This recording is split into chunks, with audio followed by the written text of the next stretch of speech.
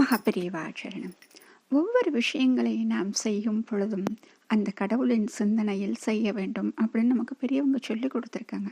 அந்த காலத்திலிருந்து நமக்கு பெரியவர்களாக இருந்த நம்முடைய முன்னோர்கள் அனைவரும் அப்படித்தான் அந்த வழிதான் நடந்தார்கள்.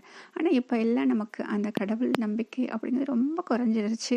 இந்த எண்ணமும் குறைந்து விட்டது. இதற்கு ஒரு காரணம் யாராக இருக்கும் அப்படின்னா நாம தான் இருக்கோம், வேற ஒன்றும் கிடையாது. நம்மிடம் இருக்கக்கூடிய அறிவியல் சிந்தனைகள், அறிவியல் நாம் செய்யக்கூடிய பெரிய பெரிய முன்னேற்றங்கள் அப்படின்னு பார்க்கும் பொழுது இதெல்லாம் ஒரு மூட நம்பிக்கை அப்படின்னு நமக்கு தோணும். அப்போ நம்ம என்ன பண்ணுறோம் அப்படின்னா நம்ம குழந்தைங்களுக்கு கூட அந்த எண்ணங்களை கொண்டு போய் சேர்ப்பது கிடையாது. அப்போ குழந்தைகளும் அந்த எண்ணங்கள் இல்லாமலேயே வளர்கின்றன. அப்போ இந்த எண்ணங்கள் வரணும் அப்படின்னா ஏதாவது சின்ன சின்ன கதைகளை சொல்லி அவங்களுக்கு இந்த எண்ணங்களை உருவாக்குவார்கள். அதற்குத்தான் அன்னைக்கு அந்த காலத்தில் சாப்பாடு ஊட்டுறப்ப இந்த மகாபாரதம், ராமாயணம் அப்படின்னு சொல்லிட்டு புராண கதைகளை சொல்லுவார்கள். அப்போ அவர்களோடு அந்த உணவோடு சேர்ந்து அந்த இறை நம்பிக்கையும் இறை எண்ணங்களும் வளர்ந்தன. அப்படித்தான் இன்றும் நாம் நமக்கு குழந்தைகளுக்கு, நம்முடைய குழந்தைகளுக்கு நாம் சொல்லிக் கொடுக்க வேண்டும் அப்படின்னு நம்ம நினைக்கிறோம்.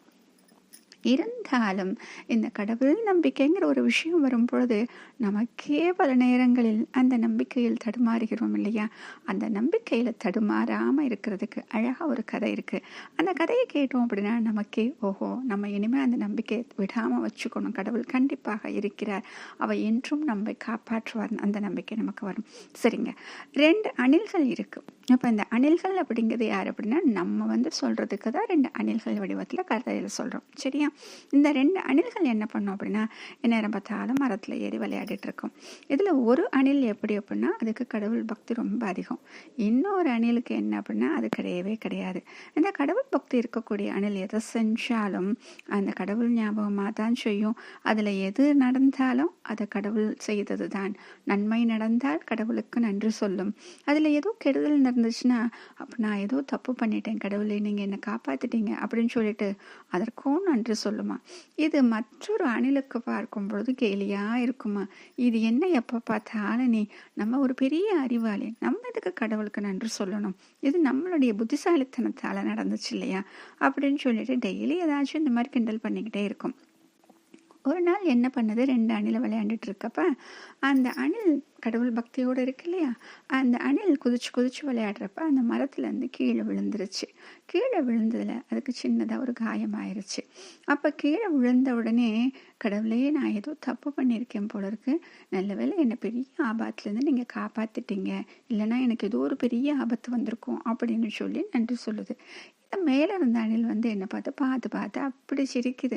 விழுந்தது கீழே விழுந்துட்டேன், இதுக்கு போய் கடவுளுக்கு நன்றி சொல்ல அதையும் என்ன சொல்கிற, இதோ பெரிய ஆபத்துலேருந்து காப்பாற்றிட்டேன்னு, இப்போ நானும் உன் கூட தானே இருக்கேன், இப்போ பாரு மரத்தில் தானே நான் இருக்கேன், என்ன ஆபத்து வந்துச்சு, ஒன்றுமே இல்லையே அப்படின்னு சொன்னோன்னே இந்த அணில் திரும்பவும் கண்ணை மூடிக்கிட்டே என்ன சொல்லுது, கடவுளே என்னை பெரிய ஆபத்துலேருந்து காப்பாற்றிட்டீங்க, ரொம்ப நன்றி, ஆனால் நான் என்ன தப்பு பண்ணேன்னு தெரியல அப்படின்னு சொல்லிட்டு நினச்சிக்கிட்டே கண்ணை திறந்து பார்த்தா அதுக்கு கண்ணு முன்னாடி ஒரு பெரிய பயங்கரமான ஒரு காட்சி.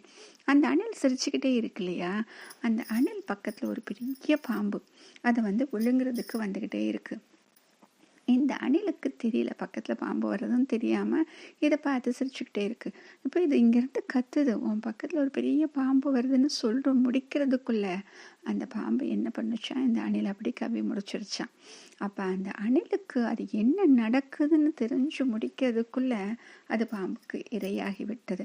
அப்போ அந்த நிமிஷம் கூட அதற்கு அந்த இறை சிந்தனை வரல, பார்த்தீங்களா? அந்த இறை சிந்தனையோடு இறந்திருந்தால் ஒரு பெரிய ஆபத்திலிருந்து அந்த கடவுள் இந்த அணிலை காப்பாற்றி விட்டார். அதுபோலத்தான் நம்முடைய வாழ்க்கையிலும் எத்தனையோ முறை சோதனைகள் வரும், நமக்கு உடல் நலம் சரியில்லாமல் போகும், ஏதாவது பெரிய பெரிய செலவுகள் வரும், பெரிய துன்பங்கள், நம்ம என்னதான் பண்றது அப்படின்னு தெரியாத அளவுக்கு துன்பங்கள் இருக்கும்.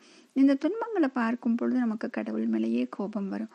ஆனா அந்த சமயமும் நம்ம என்ன நினைக்கணும் அப்படின்னா, எவ்வளவு பெரிய ஆபத்து வரப்போகுது என்னவோ தெரியல, அவ்வளவு பெரிய ஆபத்துலேருந்து என்னை காப்பாற்றியதோ, இந்த அளவுக்கு என்னை காப்பாற்றிருக்கேன், அதுக்கு பெரிய நன்றி இறைவா அப்படின்னு தான் நம்ம சொல்லணும் அப்படின்னு சொல்றாங்க.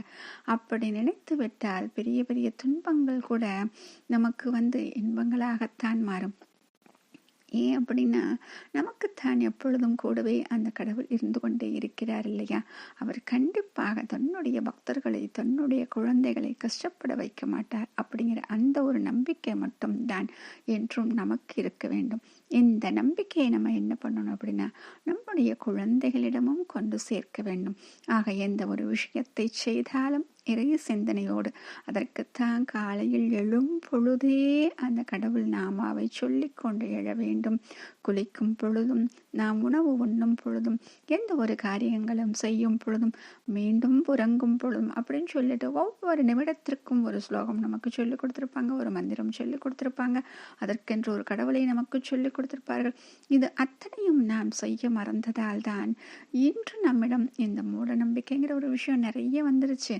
அதை வைத்துக்கொண்டு பல பேர் நம்மை ஏமாற்றுகிறார்கள். அதனால் நாம் பல மன உளைச்சலுக்கு ஆளாகிறோம். ஆக இந்த ஒரு விஷயத்தை கண்டிப்பா நம்முடைய குழந்தைகளிடம் கொண்டு சேர்க்க வேண்டும். அது நம்முடைய தலையாய கடமை. மகாபெரிய